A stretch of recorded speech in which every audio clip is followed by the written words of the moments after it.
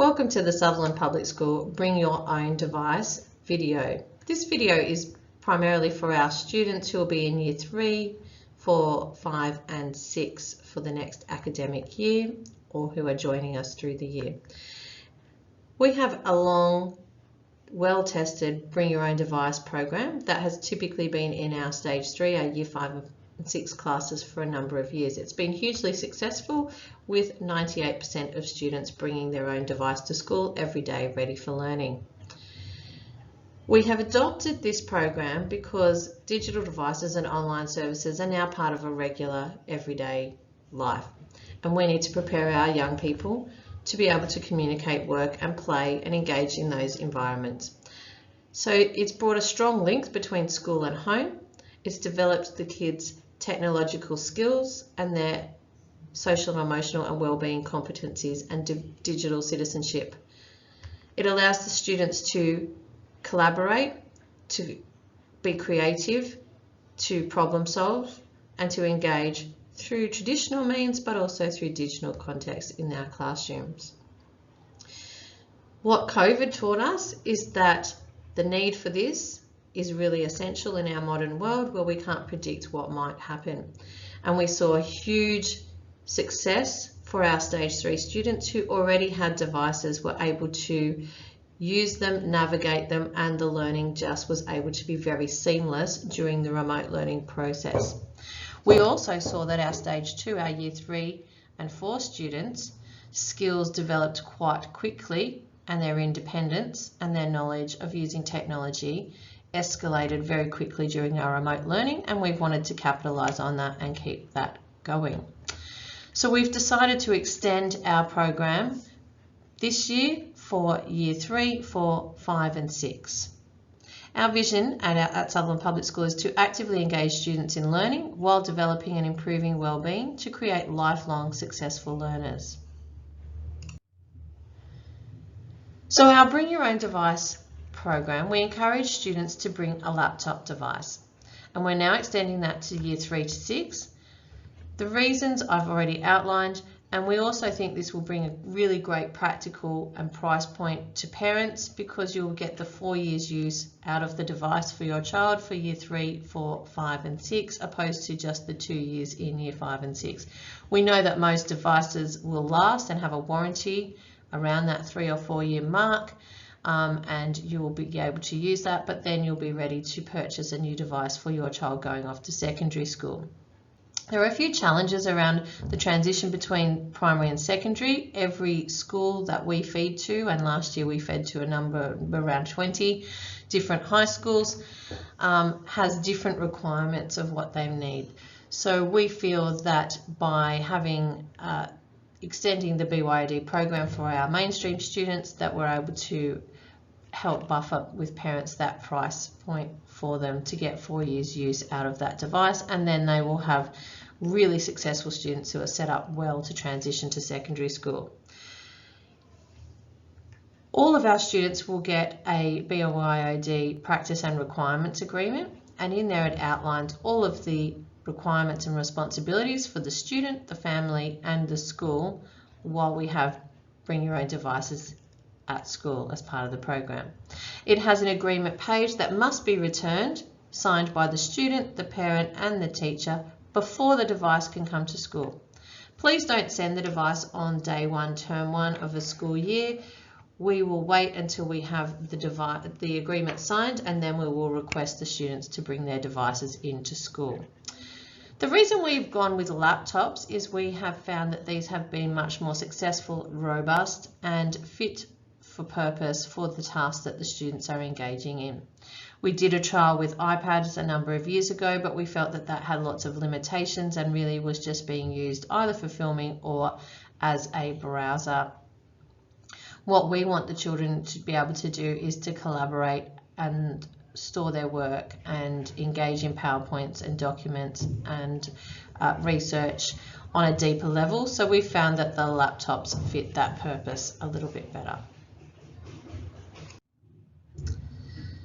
Shortly you'll watch a video from our students about their top tips. So we asked a number of students about what would be their advice when purchasing a device. Our school advice is check the specifications and check that they match the specifications that came home with the agreement. There is a few non-negotiable elements where the device must be able to connect to our Wi-Fi setting, otherwise it won't work. It doesn't have to be a brand new device necessarily. Some of the older devices do connect as long as they have the correct parts that will connect to the Wi-Fi. From our experience, and we've been doing this a number of years and we've seen a range of devices in our classrooms, the most expensive doesn't always mean the best. So some of the really good, solid, simple devices have been the most efficient, as in they connect every day, they work, they don't have, they're not too fancy and have problems.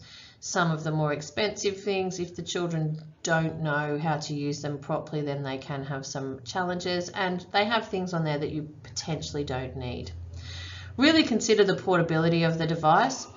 If it's lightweight, particularly if your child needs to travel independently, that might be really important for your family. Something that's a little bit robust, you know your child well. If they are someone who drops their bag regularly, then you might want yours to be a little bit more robust and in a more solid case. But something that's really user-friendly for the child. A lot of our shops out there will try and upsell you with lots of fancy features and different things. It really just needs to fit the basic specifications, although I would say that I think an optional specification is a camera, but that did come in very handy during remote learning, so that may be something you want to consider having inbuilt, although you can buy lots of cost-effective clip-on cameras these days. The students will use it for 4 years, unless they're coming in the OC program, then the 2 years. One of the big factors that actually came back as advice through this video from the children was the battery life. So yes, the children need to make sure they charge their device every night, but if they're using it in class or they don't shut it down properly, sometimes the battery will be running when they're not using it, and therefore it will run out when they need it. We don't have the capabilities to have 30 devices charging at school, so just consider the longer the battery life, the better. So hopefully now our video of the students will play and you can hear their top tips. Eli, what advice would you give to families purchasing their own device? Well, like, be careful and look at what model you're purchasing, because the battery life is quite important, as many students' devices has run out throughout the day, and the special settings like in the devices blocked certain websites we need to access. So yeah, just make sure the settings and the battery life are good.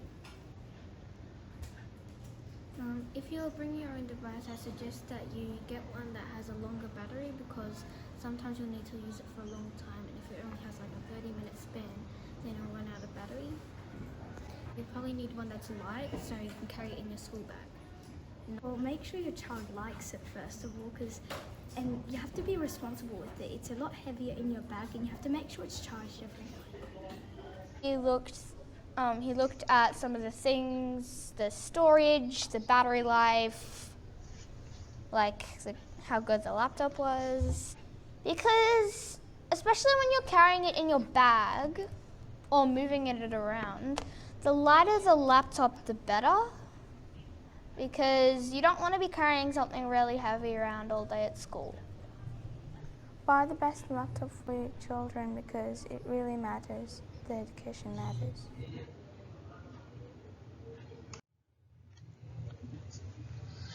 One thing that you don't need to purchase is the software that goes with it. Occasionally we will request some things to be downloaded, but most of them are free to students. So the software that is available through the Student on the Hub site, and there's a link there, or if you search that it will come up, or you can go through your students' login portal. So once they are enrolled in any public school in New South Wales, they are able to go in and download some software for free, because the Department of Education purchases licenses for all of the students, and I believe that it can go down on multiple devices, possibly up to 5 devices in your family. So please don't be upsold and don't need to buy the software. Just once you've got the device, go to On the Hub and you can or log in through your child's portal, and then you will be able to download the software. So to make having a device at school really successful and safe, a good carry case is really essential. They can be a laptop bag, an insulated bag. Some people have provided them in plastic tubs. They're really cost effective now, and if you have any difficulties, contact the school and we can help advise you around that. Some carry them separately, a lot just do the little pouch that goes in the bag as well. We really spend a lot of time at the beginning of the year talking to the children about how to open and close their bags, how to get their devices out safely, that they're always at a table or a desk with them, or they're seated on the floor, that they carry them with 2 hands. So those are the things that we ask you to do at home as well, and to try and get into good habits. So if they're putting it on the edge of the table or on a coffee table, that's when accidents are going to happen and things tip off. Or if they get in the habit of putting it down on the floor in a classroom environment, that's not going to be great because lots of people moving around, it's very easy for someone to trip on it or to step on it or to cause damage, or a chair leg to go on it. So please just think about those and set up those good behaviours at home as well as at school. There's a lot of information on the eSafety website for students and for parents, and we often engage in the lessons there to talk to the students about that, but we really recommend that the families engage in that too, so that you can look at any restrictions that you might need to put in place, some good protocols or advice of what to do when something does go wrong. Our best advice is to be open with your child and to encourage that open discussion. What you want to do is have your child come to you when something has gone wrong, and that means maybe the damage, or that somebody has reached out to them through an online service or game or activity that they're engaging in. What we don't want is fear of their device being taken away, so therefore they don't get help when they need to, or they don't tell someone when something happens. So it's really important how you react and how you set up that open communication, and that it's an educative approach to dealing with issues as they arrive. The biggest impact that there is on children, if they fear that their device will be taken away, then they are not going to seek help and they're not going to tell anyone, and we know that that then makes them much more vulnerable. So please put that in place. You do need to think about some limits on use and have some family guidelines, and that's up to each household to decide, but the eSafety Commission site does have some help around that. And you know, the children talk in one of the videos shortly about how to make sure that while they're at school using their device, they are on task and doing the right things. They can't be sitting there playing their games instead of doing their learning. It is for learning at school. Good parental advice, as you would check on your child if they were playing in the park or at a neighbour's house, on their behaviour and how things are going, on what they're up to. It's the same with online, whether it be a laptop, a tablet, their phone. It's really good to check regularly, monitor the device, have an open discussion about what's happening, what's being used for, how that's impacting, put some boundaries in place with your child, an agreement, check the history, and deal with any of the issues that come up. There are some protocols, and you'll see that in the agreement that is signed, around what the children can do. And if they have other people using their device at home, and particularly older siblings, that no content is put on that device that would be inappropriate and then have your child at risk of not being able to engage in the BYOD program, and also potentially having their online services cut off at school, and more seriously end up with a suspension. So on occasion things do go wrong. So like I've said, develop that open communication with your child so that they come to you. The eSafety Commission, we have the picture there of the website. If you Google that, you'll get loads and loads of resources for parents, for students, and for school. And we go through those lessons with the children. We talk about it regularly. It is part of their agreement, but it needs to be developed at home as well as at school. So we refer you to that device. You may like to consider an extended warranty, or you may just be prepared to foot the bill of any damage that comes across.